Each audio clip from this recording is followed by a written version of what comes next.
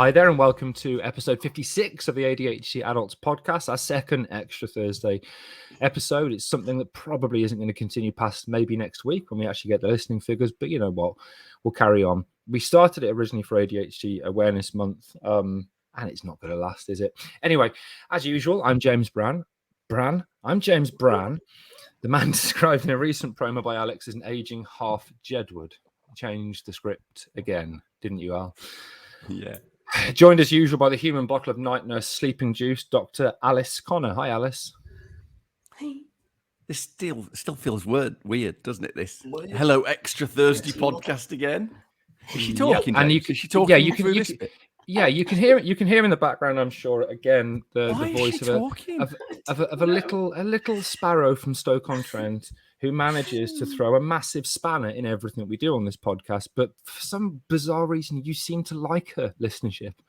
And, you know, I find that personally offensive. Hi, Sam. How are you? Or should I say Mrs ADHD?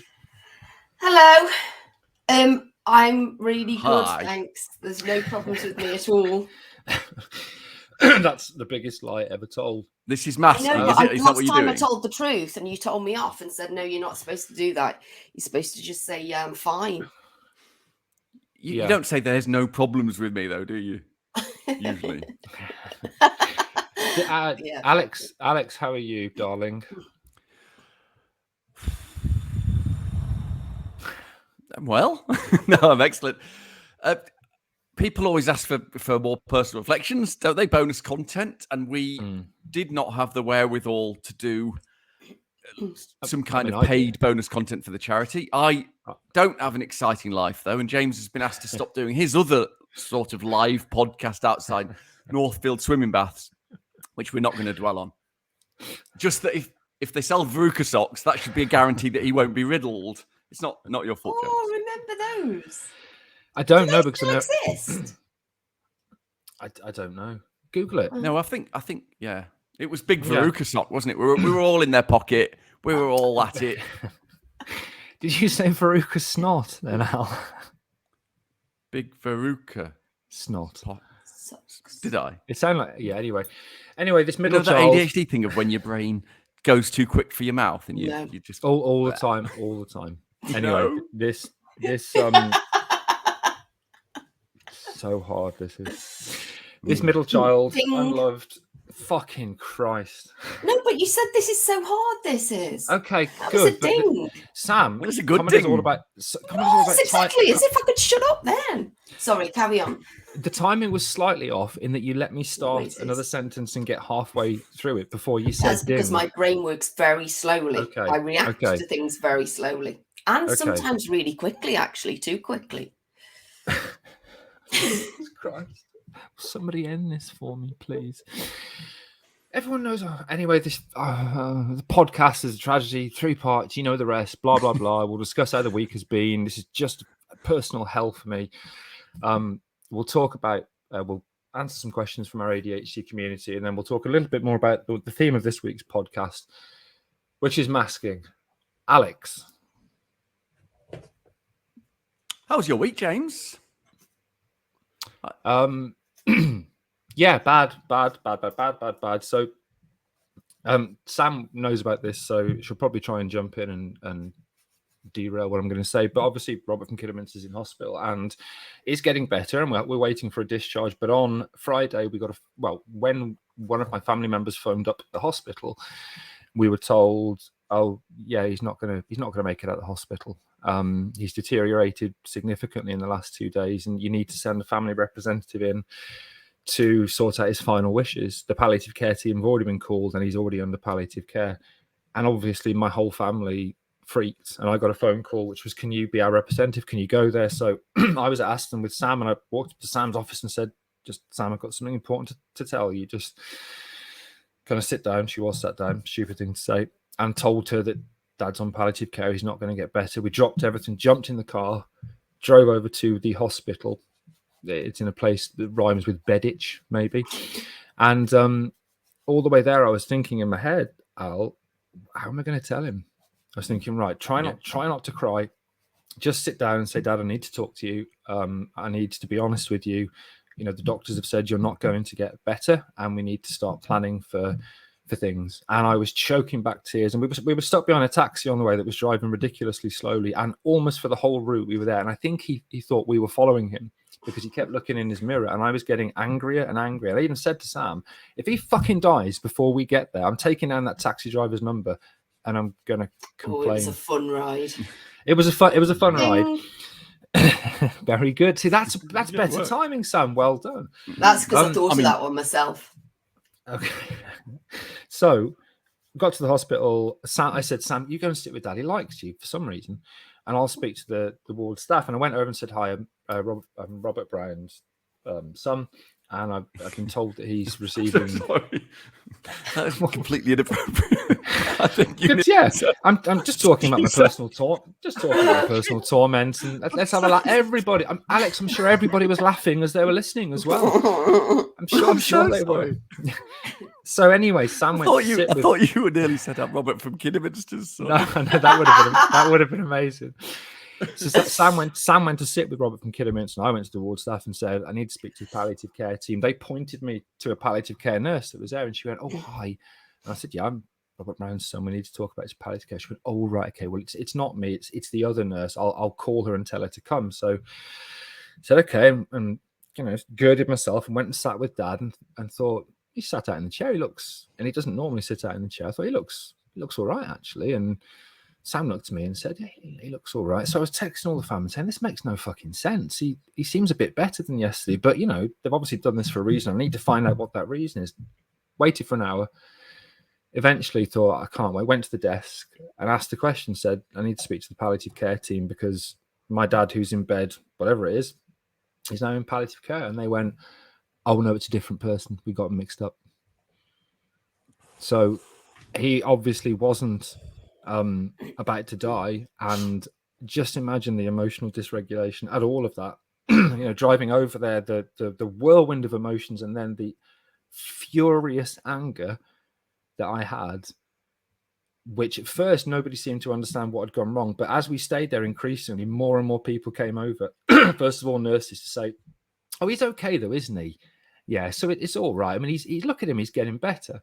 Like that made it better. And then eventually a doctor came over.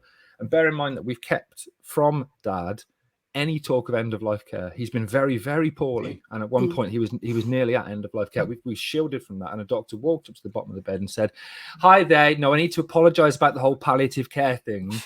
In a voice, and I just said, not here, please, not here. Walked her away, and she started to apologise, and I just said, "Stop. I don't want to hear it. I don't want to speak to you now. Go away."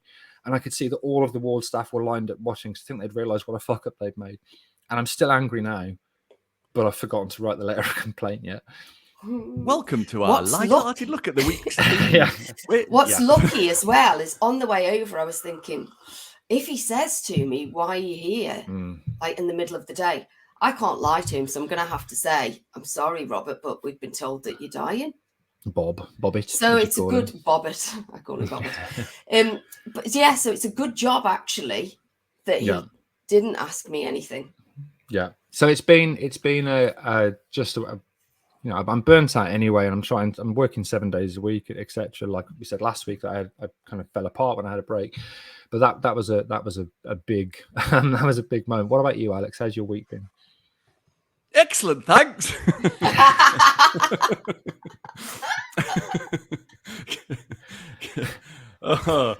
Actually better than last week. James and I are, in fact, acquaintances in real life as well. And so he texted me from Aston University when he was chatting with Sam. So I'm also thinking, shit, how do I deal with this? We were supposed to have a meeting. I mean, I don't want to moan, James, but you missed it. And it was, That's very no, I was it was. I was worried as well. But no, better than last week for me. I had to risk serious RSD feelings by asking for some people to sort of fuck off a bit from criticizing the whole time in a really, really nice coachy way, but I still had to do it. Well, not that nice. I needed to do it though, and it was the right thing to do, and that was hard, but horrible. We also did 30 days of videos for October ADHD Awareness Month, which is fantastic, and Yeah, go on. Well, that's it. I just want to say that we're on Instagram. We never called it 30 days of ADHD videos. We just said we'll do one every day. But on Twitter, every day, Alex would put 30 days of ADHD awareness. And then when we realised after Mysterious Warren had pointed out that's the most ADHD thing there is, you know, it's not the last podcast. There's another day. We were like, oh fuck yeah. It's 31 days. I was I mean, you'd think we'd done this as a bit, right? Because exactly, it's almost too on the nose, isn't it? Yeah. But absolutely not. Absolutely not. That was embarrassing. A positive thing is that the response to our episode on alcohol and I'm not an alcoholic episode has been really, really amazing. The response to James being lazy and not answering all those messages for his mental health was also amazing. And me admitting a weakness for once was no. People are texting me a lot and emailing us, and well, no, because we don't check the email, but DMing us a lot, PMing, don't know the difference, saying that they can't do that. And I wasn't sure. Yeah, I wasn't sure it was that big a deal. But then I didn't want to do it, so maybe we're not very self-aware, are we? But people are saying that it's good to share these things and that made me. I've drank less this week. I have had most of this week. I didn't drink in the evenings. Well done. Almost true. Yeah. The main worry was that my mum sometimes listens to the podcast, and I'm 50, Mum. I can have a drink.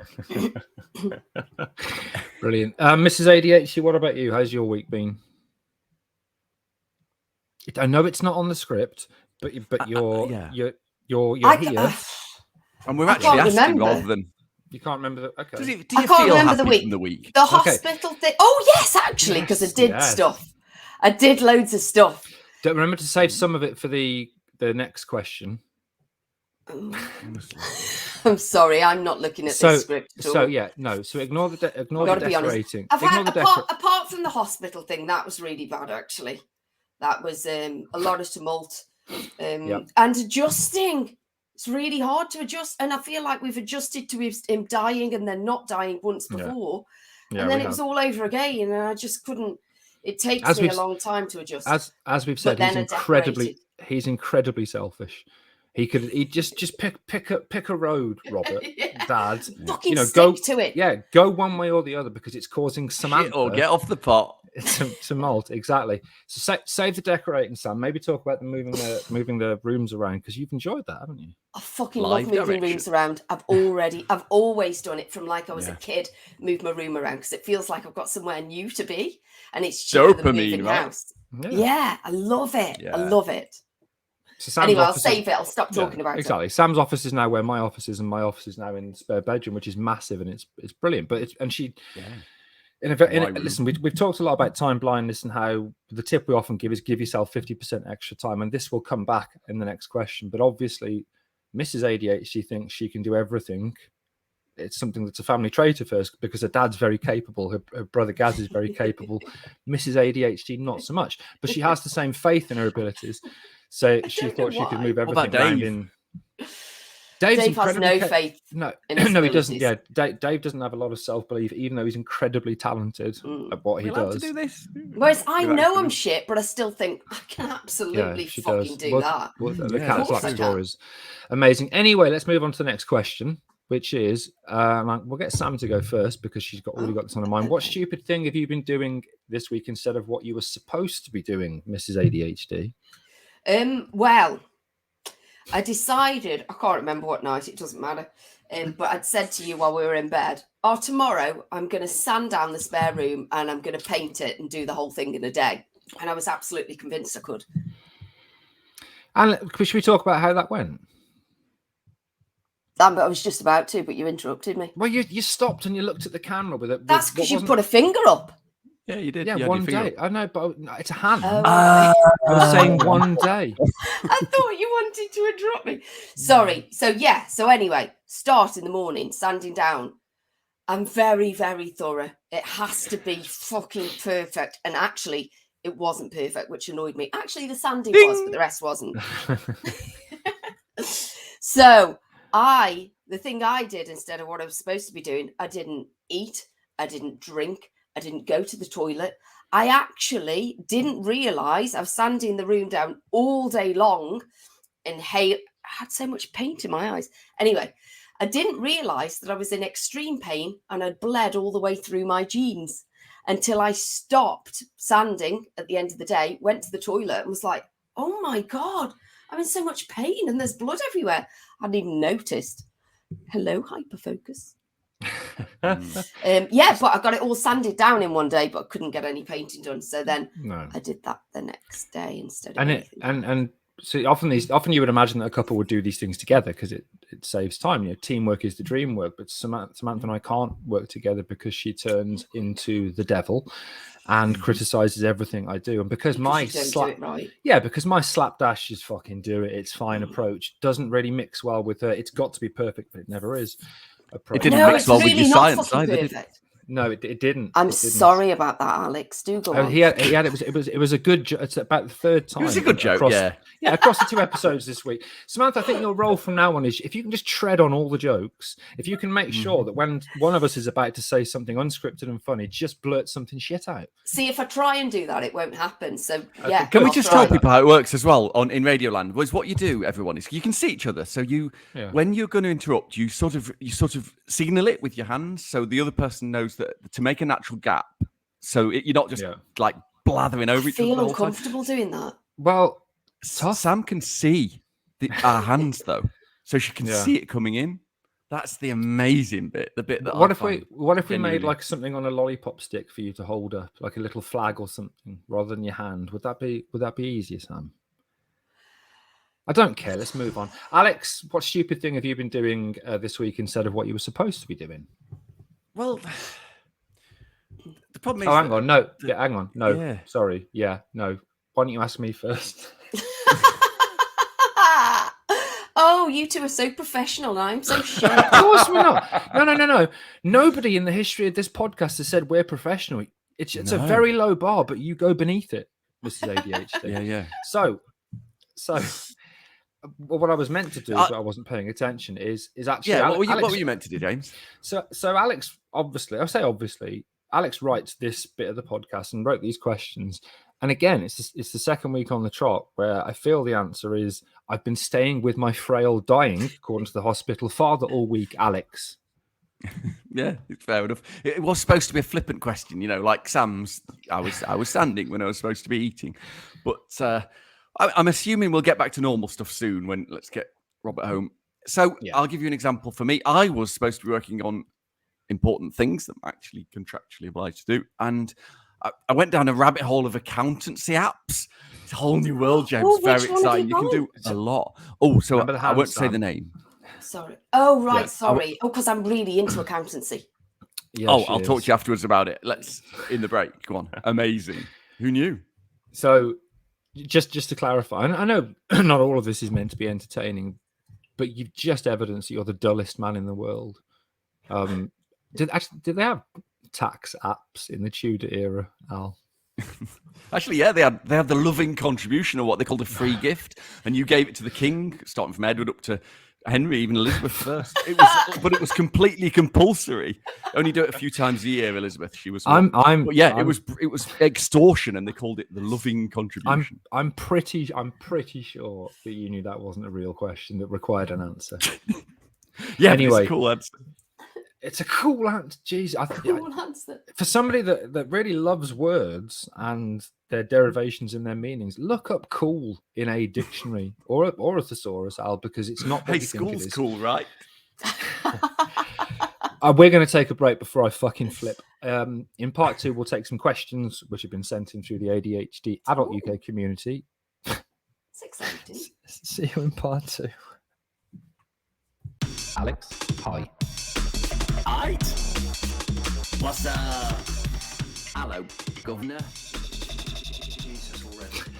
Hello, and welcome back to part 2 of the extra special Thursday episode of The ADHD Adults. This is episode 56, the week in ADHD after our masking episode.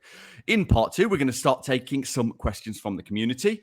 James, can we big up the Discord? How can people get involved in our Discord chat? Yeah, so again, we talked about this on Monday, that Discord it's normally used by gamers, but it's a community app which you can download on your laptop or your phone. Doesn't matter if it's a Google or a fruit-shaped phone. and it has a number of different BlackBerry. channels in there. Yeah, BlackBerry Al, 1987 called it, wants its technology back. You can get involved. There are loads of different channels which you can opt into or opt out of. There's, for example, LGBTT channel, I can't even fucking say it, LGBTQ channels. You can't even spell it. I can't, obviously. Channels based on your location, channels with tips, channels for coaching. There's loads of different channels. And the key thing is that pretty much everybody on there so far absolutely loves it. You can also rip the piss out of Alex or Mrs ADHD or myself because we're on there, and you can tag us and talk about Alex's round head, for example, or Sam's German man's face. Still got a mini. You have, yeah. And the good thing is that it's a safe space, moderated and organized, so that you can feel you don't have to mask, at least in that one space. You can find you can find a link to the Discord app in our Instagram bio, or it's also, is it a pinned tweet written in crayon on Twitter? Al, I can't remember. Who knows? Exactly. Just I know it's actually in the Twitter bio, James. Oh, amazing! Invite, the permanent invite. Yeah, brilliant. So that's Discord. So thanks for that. Alex, and we should say that our former volunteers, Raphael, Paul, and Craig, have been instrumental, not just in doing it all for us, but driving the whole blooming thing as well. Can I add to that as well? I want to say a massive thanks to DJ Sessions, or DJ Derek Bowie, as he's known, because as you may have heard on the podcast, we now have 2 new intermission tracks. One is a mixture of me and Alex, and one is me saying spunk trumpet. And we are going to do more together. We're writing a new intro together, along with Chloe, who's done some bass for it. And DJ Sessions is our, if you like, our cultural attaché volunteer. Yeah. So we are actual official music producer volunteer of ADHD Adult UK charity. We will be talking more about volunteers, because we do need. We're obviously very limited, both in ability and in time, and it's likely there are going to be things as the charity builds up. Now we've got almost £1,000, Alex, in our new bank account, and obviously we want to use that to buy loads of cocaine. I mean, sorry, we want to use that to help the community, and therefore we have a Sveva who's going to be helping us with some merchandise, and we've had somebody get in touch about social media. So we will be looking for volunteers. If you've got a particularly useful skill, get in touch and let us know. Now, can I add that, Pat, I know I owe you a recording for the music thing. I've just said your real name. Sorry, I need to check that. No, I'm sure it's fine. Carry on now. Okay, right then. So now one of the Discord channels, and it's less messy now. If you didn't like it because it was horrifically messy, which it was at the start, it's less so because you get to opt in to stuff and out. And one of them is, what questions do you want answering? People are mean. Nixter has written, this is just a good question. This isn't mean. It's how many people have hypermobility or connective tissue disorder and ADHD? I've heard there can be a connection, which blew my mind. That was also something that became unmanageable when perimenopause hit. So another thing impacted my hormones. I'm fun at parties, though, doing the splits or other tricks, which is an amazing question. We're going to do an episode, aren't we, on hypermobility and collagen and things. But I thought it'd be cool to answer it really briefly now. James, me or you? I think you. I think. Well, yeah. Go on. Actually, this will be fun. Go on, Mrs ADHD. I've got no idea, but has she got a diagnosis? Because she was supposed to get it, wasn't she? Was it yesterday? I don't know. Can we talk? Was it public on Instagram? I think it was. Yes, it was. Sorry. It was. Yeah, it was public. It was on Instagram. No, it was. Okay. Yeah. And I don't know. I'm not hypermobile. Okay, good answer. Alex, I knows the answer to this because he told me about 9 months ago when I was talking about migraines, which may be linked. So go on, Al, answer it. What? Yeah, it's starting to get really interesting. The research isn't super. There's not loads of it, but it may be that, well, we all know that probably in the future ADHD will be several things, and one of them might be a collagen problem in some people, maybe genetic, maybe trauma, could be anything. James, yeah. Explain what collagen is to people that aren't geeks like you. Oh, God, yeah, I'm a geek. It's the stuff I put in my lips to make me look so luscious. So it's tissue that connects how your brain, if you think about your brain is like roads and the information, these cars go down the roads. You can't just have roads everywhere. It has to be all channeled and tunneled in the right way. So it's like struts and supports, and not just in the brain, but in your whole body as well. So if that's very, very slightly not quite right, you can imagine that you might be wobbly in the arms, or I have as well some hypermobility, or it's got less as I've got older, but And it might be that also the collagen in your brain changes the routes of neural transmission. So it could be very much linked. And it seems that people, yeah, go on, Sam. I raised my hand then. I know, it's So amazing. when we get older and we lose collagen, does that make us worse then? Yeah. Does that make our ADHD worse? Does that make us more hypermobile? Can we just have one question? Oh, sorry. I mean, one question. Let him answer, and I then did maybe put my have a hand up. follow-up. Well, you did, but then you asked 3 questions like. Yeah. Okay. And they're really good questions. And what we'll do is we'll write them down and do them in the episode. Briefly speaking, though, remember, this is a neurodevelopmental disorder. So it's from birth till you're about from maybe 25 or so.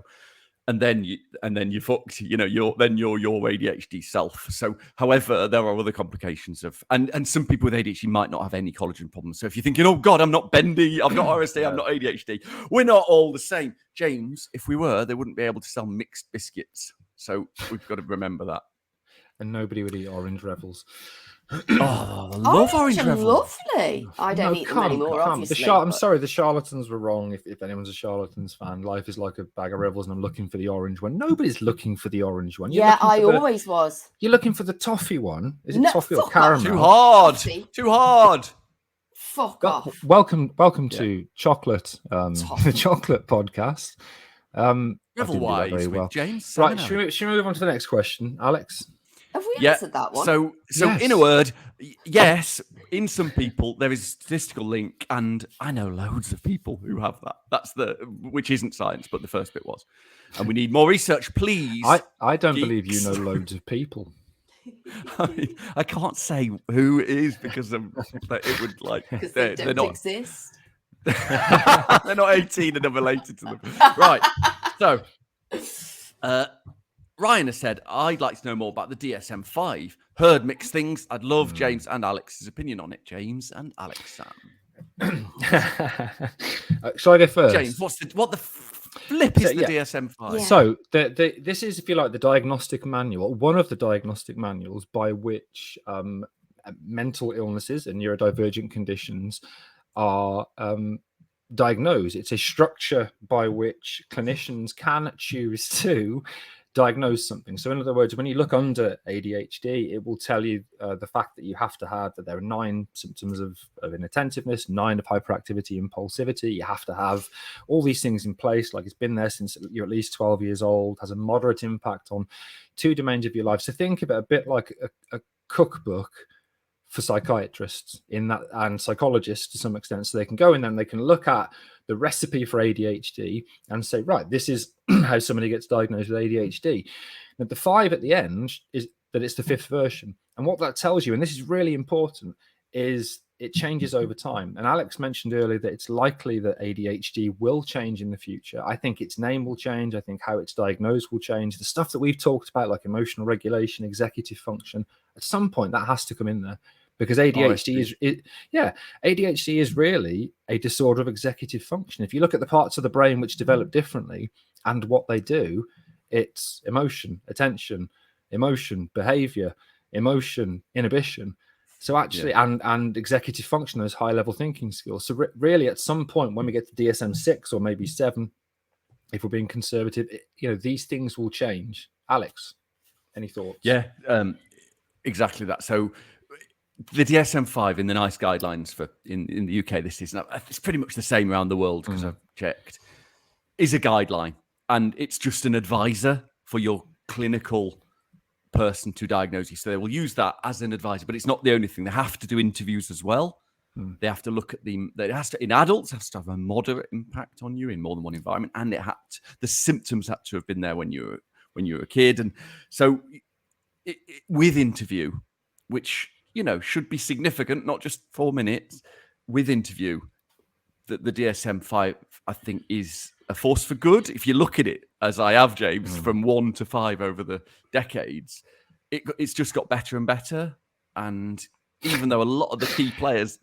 So like Game of Thrones, as it's gone from... not that I watched that. Yeah, like Breaking Bad. Yeah, apparently. Exactly. Yeah, I haven't seen that. I don't know what exactly. I'm doing. Is it like the various Henrys that were kings? As you went from Henry I to Henry II, did they get better, Al? He's really thinking about that. Yeah, no, definitely not. Oh, there's some right Absolute blooming scoundrels, James. Like, That's- you could argue worse than the Everyone eight. was a Henry. I like that song. So that was what the DSM-5 is from Alex and Mrs ADHD. Amazing. Brilliant. Do you have anything you wanted to say, because we both cut across you then? Sam, DSM-5? Yeah. I have no idea what it was, and to be honest, I'll send it to you. I disassociated completely while you were talking about it. Went to the cut, did you? I went to the court. Yeah, had a great time. Okay. Makes sense. The cut, non-Midlands people, is the canal, because it was cut out of the earth. It's not Right, a canal, it was so- a brook. A brew. That's not a cut. It was a brook. Right, last one of questions for part 2 is from Jamie's. Love the podcast and great latest one. This wasn't written recently, obviously, because Sam started doing them as well. Every week you announce a new country that is listening. Have you ever thought it may be the same person going on holiday to a new country? James? Absolutely. Yeah, of course it is. Well, it's not going to I be. don't even think they're listening. No, yeah, exactly. I think they're accidentally using somebody else's Wi-Fi and it's activating, On their yacht. On their yacht. Yeah, it's one person that's doing a round the world flight for charity and happens to be really bored and accidentally left this my plane mum. on the back. Maybe they're deaf. And they don't realise they're listening to the podcast as they're Right. riding around the world, the world on their yacht. Yeah, Yachts have steering wheels. Yeah, you do ride them as far That's as what I'm aware. everyone would say, yeah. That's the correct nomenclature.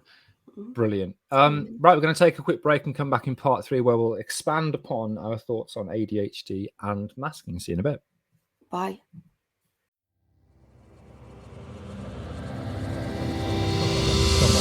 Trumpet. Welcome back to part 3 of episode 50-something of the ADHD Adults podcast, our second special Thursday episode. And in the final part, we expand a little bit upon the theme of the week, which is masking. So, Alex, you want to go first? Yes, please, James. It's just a good one, isn't it? It's a good, proper ADHD thing we do. It's dead well known in autistic communities. I don't know whether people with autism prefer ASD or ASC, or so I apologise if I'm using the wrong terminology. It's only really getting ADHD recognition much, much more recently. I quite like the idea that masking, which is suppressing your behaviours that should come out, even the ones that aren't socially problematic, is a bit unhealthy. But it is a coping strategy. But most coping strategies that allow you to succeed on your terms are healthier. It isn't so clear cut, and everyone differs on what those terms mean, but that's what I think they mean. What about you? I'm going to come to Sam. Sam, what about you? Any thoughts on masking? Yeah, there's loads of thoughts shouting about, but I can't pick one. What was I going to say? Did you write it down? Remember. No, I haven't written anything down. I'm sorry about that. Preparation prevents for piss poor me, performance. For me, because I hate myself, it's essential for me, masking, because I want to appear to be something different than I am. So if I'm out socially, I want to appear to be like I'm really comfortable in that situation. And every situation, I don't want people to know that I'm terrified of everything and I'm a massive ball of anxiety. I don't want them to know. And also another thing that I do all the time is, because I know that people who are showing their anxiety or whatever can trigger me into being more anxious, I'm really conscious of masking even more around people that I perceive as being uncomfortable in situations, to try and calm them down as well. So it's essential for me. I can't do without it. I don't want people to know who I really am. So what happened? Do you know? Maybe you don't know. What's the long-term effect on you over a day or a week of masking all day? How's it feel afterwards? I think it convinces me that I'm a different person. So when I was saying before, sorry. No, you don't have to. When I put my hand up, Sam, Radio Line, you don't have to immediately give way. It just says, I've got a point to make when you finish. So if I pretend I'm not anxious, eventually I think I almost convince myself that I'm not, apart from all the shitting, have constant diarrhea and vomiting and stuff. But apart from that, sorry. Yeah. And if I'm really, really low, I can convince myself that I'm not by pretending I'm outwardly really happy. So masking helps me a bit, I think. It does. It's interesting how people respond to it, though, because the masked Sam, particularly socially, comes across as absolutely the life of the party, kind of full of energy, full of fun, an absolute cunt to everybody, but in a funny way. And people genuinely do not believe that that's not her. So if she ever says, I've got low self-esteem, I think I look shit, that's, of course you don't, you look amazing. No, I did that as well. I thought that about her. Yeah, exactly. Well, she's a cunt.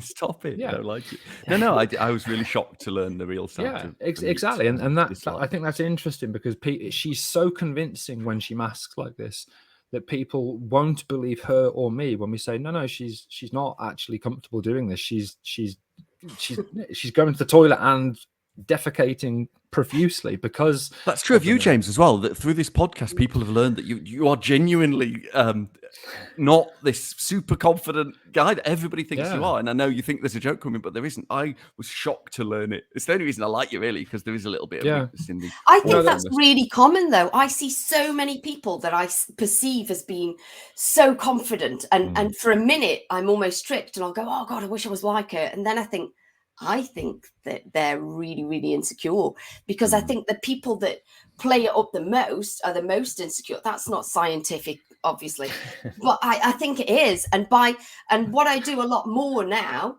is be more open about it. So I'll say to people, what? That's not scientific. I think it is. Just carry on. No, it's not scientific, but I think it's true. But the more I open up to people about I think the same thing about the Earth being flat. No, but that is true. Pac-Man effect. Yeah. Come on. Yeah. Australia is not real. Can I ask if that's so we do, don't we, James? We catastrophize. Is that the right word? Catastrophize. And that is unhealthy as well. So dwelling on your symptoms of ADHD can actually be negative. So doing what you're doing, Sam, is either masking or is it a coping strategy to actually be positive and not dwell, and that can be a benefit.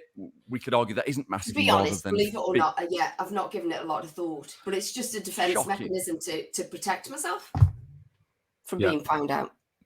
Brilliant production values there as she leant back 6 feet away from a microphone. I'm sorry, I move around a bit. Does anyone care what I think about masking? James? Relevant? Yes. I would love to know what you think about masking, you big aged Tintin. I've just... Oh, fuck me. That was a shush, wasn't it? Fuck, sorry. Terribly sorry about that, guys. Do go on. No one noticed, Sam. I think people enjoy the fact that this is clearly a very ADHD podcast.